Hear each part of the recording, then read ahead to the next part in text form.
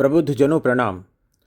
गुरुर्ब्रह्मा गुरुर्विष्णु गुरुर्देवो महेश्वरा गुरु साक्षात् परम ब्रह्म तस्मै श्री गुरुवे नमः।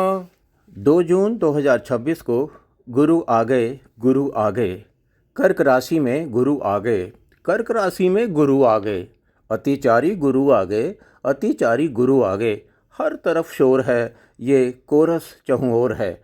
घुमा फिरा कर सभी या अनेक देवियां और सज्जन कह रहे हैं, अब कर्क राशि वालों की बल्ले बल्ले है। कुल मिलाकर यही तो हल्ले हैं। इस पर कुछ विचारते हैं। नंबर 1, विद्वान कहते हैं कि भगवान श्री राम का अवतरण भी कर्क राशि में हुआ। जीवन वृतांत सामने है। परिवार, वनगमन, रावण रूपी राक्षस से सामना, उनका जीवन यही तो है। सब कहते हैं उन्हें मर्यादा पुरुषोत्तम श्री राम। अवतरित जगत जीवन में जिन श्री राम ने विषमता की विभीषिका का सामना किया और एक दिन जगत से मौन प्रस्थान किया, राजपाट को त्याग कर। इस जगत के हर सनातनी जीवन में वो श्री राम श्वास बन विराजते हैं और उनका नाम ही अनेकों संबोधनों का पर्याय बन गया है। हे राम से चलकर राम राम होते हुए राम नाम सत्य तक जो प्रकाशित और परिभाषित हैं, ऐसे श्री राम का जीवन जगत जीवन कहते हैं कर्क राशि में हुआ, या कहें कर्क लग्न में हुआ, जो भी विद्वान विचारक मानते हों। नंबर 2, कर्क के स्वामी चंद्रमा हैं। चंद्रमा जल तत्व के प्रतिनिधि हैं। चंद्रमा में माँ जैसा कुछ लगा है और जो शीतलता और शांति के भी निकट है। जब चहुं ओर अंधकार फैल जाता है, निशा छा जाती है, उस समय भी चंद्रमा परोपकार स्वरूप सूर्य के प्रकाश को पृथ्वी तक लाने का माध्यम बनता है। नंबर 3, यदि ये सत्य है कि श्री राम ने अवतरित जगत जीवन में कर्क राशि या कर्क लग्न को चुना, तो आप विचारें क्यों चुना।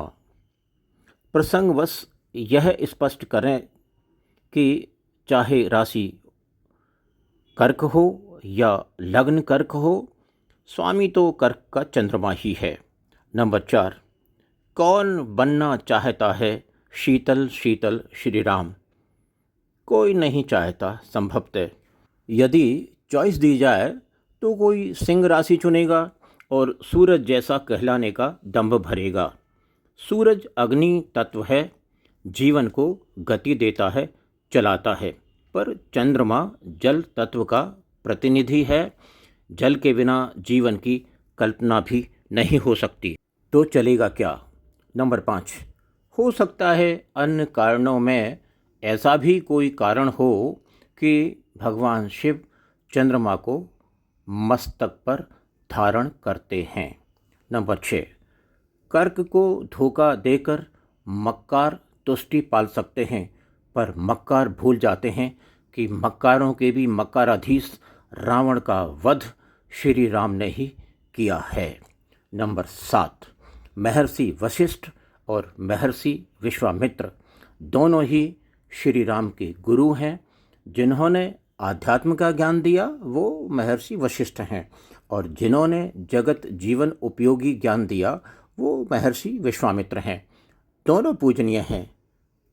हम अहोभाग्य जाने कि दोनों गुरुओं की शक्ति 2 जून 2026 से अतिचारी अर्थात तीव्रगामी वेग से समस्त जन के कल्याण हेतु लगभग 1 वर्ष के लिए पृथ्वी पर प्रभावी है।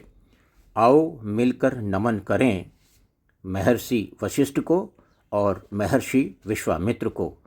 कर्क ही नहीं, समस्त राशियों का कल्याण हो। नंबर 8, चंद्रमा में माँ है और इन्हें चंदा मामा भी कहते हैं।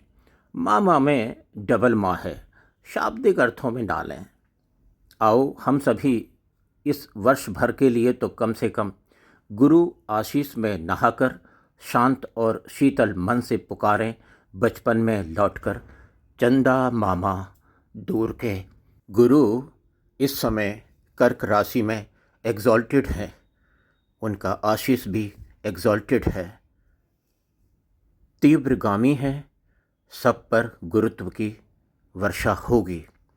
पुनः दोहराएं, सूरज अग्नि है, जीवन को चलाता है, पर चंद्रमा जल है, जीवन को लाता है। जीवन लाने वाले चंद्र को भी नमन और जीवन चलाने वाले सूरज को भी नमन। महर्षि वेद व्यास द्वारा रचित गुरु मंत्र सुने। गुरुर्ब्रह्मा गुरुर्विष्णु गुरुर्देवो महेश्वरा, गुरु साक्षात परम ब्रह्म तस्मै श्री गुरुवे नमः। शिशु बनकर बचपन में लौटें और बोलें, चंदा मामा दूर के। आपको प्रणाम।